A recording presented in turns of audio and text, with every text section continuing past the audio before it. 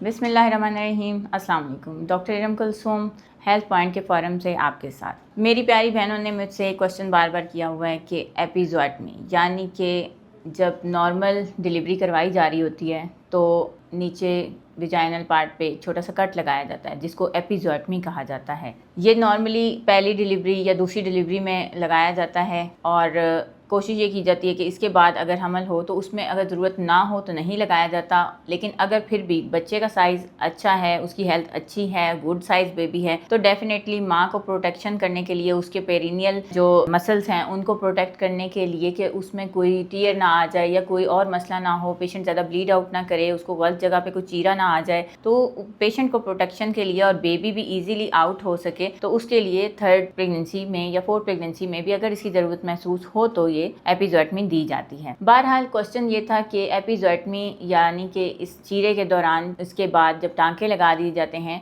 तो इन्फेक्शन क्यों हो जाता है। सबसे मेजर और मेन जो रीज़न है इसमें इन्फेक्शन होने की वो पेशेंट की अपने साइड से आ रही होती है कि सफाई का ना ख्याल करना। जब पेशेंट की डिलीवरी होती है, उसको एपिज़ोटमी दी जाती है, उसको स्टिचेस लगाए जाते हैं, तो डॉक्टर जो भी आपको स्टिच आउट करती है वो आपको साथ साथ सारी हदायत बता रही होती है कि आपने किस तरह से अपनी सफाई का ध्यान रखना है। घर जाकर नीम गर्म पानी में बैठना है, दिन में 2 से 3 मरतबा पायोडीन वाले पानी से अपने आप को वॉश करना है। जब भी इस्तिंजा करें तो अपने आप को नीम गर्म पानी से वॉश करें और उसमें पायोडीन भी शामिल करें। लेकिन बहरहाल इसके साथ साथ आपको क्रीम भी दी जाती है जो अपने अपने स्टिचेस पे लगानी होती है। साथ में आपको ये एडवाइस की जाती है कि आपने अपने जो सैनिटरी पैड्स हैं उनको 4 से 5 घंटे के बाद लाजमी चेंज कर देना है। कोशिश ये करनी है कि जो आपके अंडर गारमेंट्स हैं उनको भी आप डेली बेसिस में या दिन में कम से कम जो नज़दीकी दिन होते हैं आपकी डिलीवरी के उसमें दिन में 2 दफ़ा अगर चेंज कर लें तो वो ज़्यादा बेहतर होता है, क्योंकि जितना आप सफाई का ख्याल रखते हैं आपके टांके उतने ही बेहतर रह जाते हैं।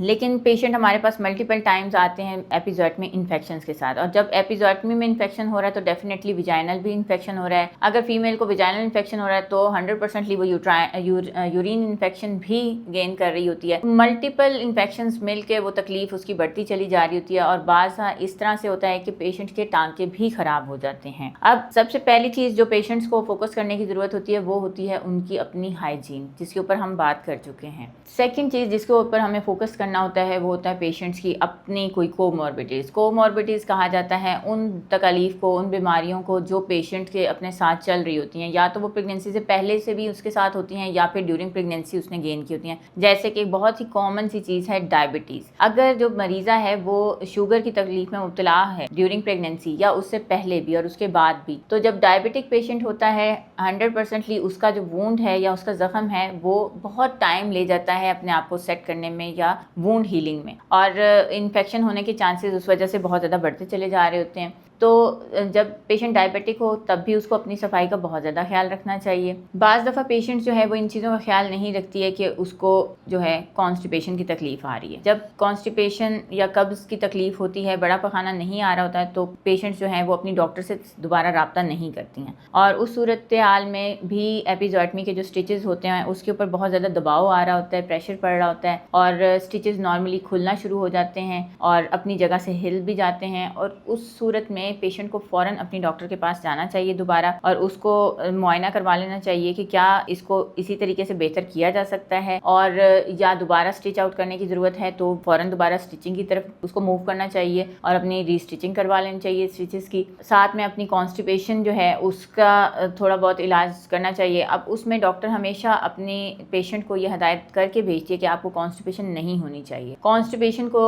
नॉर्मल डिलीवरी हो चाहे सिजेरियन है, हमेशा आप रिलीव करवा लेना चाहिए। रिलीव करवाने के लिए ज़रूरी है कि आप अपनी डेली रूटीन डाइट में एटलीस्ट नारियल का जो तेल है वो सुबह भी और शाम में आधी चमची जो है अपनी डाइट के साथ उसको लेती रहें। उसमें आपकी जो कॉन्स्टिपेशन है वो ना होने के बराबर होगी। और अनटिल अनलेस अगर आप कॉन्स्टिपेशन का शिकार हो जाती हैं तो बहुत कम मिकदार में कॉन्स्टिपेशन को दूर करने के लिए दवाइयाँ भी दी जाती हैं, अनीमा भी किया जाता है। अगर इतनी सीवियरिटी तक पहुँच जाता है डेफिनेटली अनीमा करवाने के लिए भी आपको हॉस्पिटल ही आना पड़ेगा। बट बहुत ही आसान अल्फाज में इसका हल यही है कि आपने अपनी डॉक्टर से रब्ता ज़रूर करना है।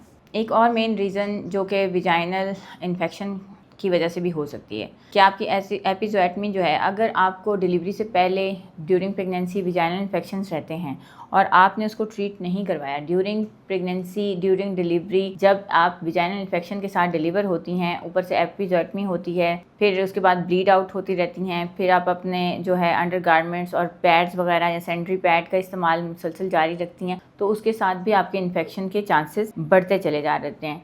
अब जो मेन चीज़ें जो हमने इस पूरी बात के दौरान पहले भी डिस्कस की हैं, उन सब का एक सादा सा निचोड़ ये है कि एहतियात जो है वो तकलीफ़ से ज़्यादा बेहतर है। एहतियात में आपकी अपनी सफाई आ जाती है, आपके जो विजाइनल इन्फेक्शन चल रहे हैं उनकी ट्रीटमेंट आ जाती है।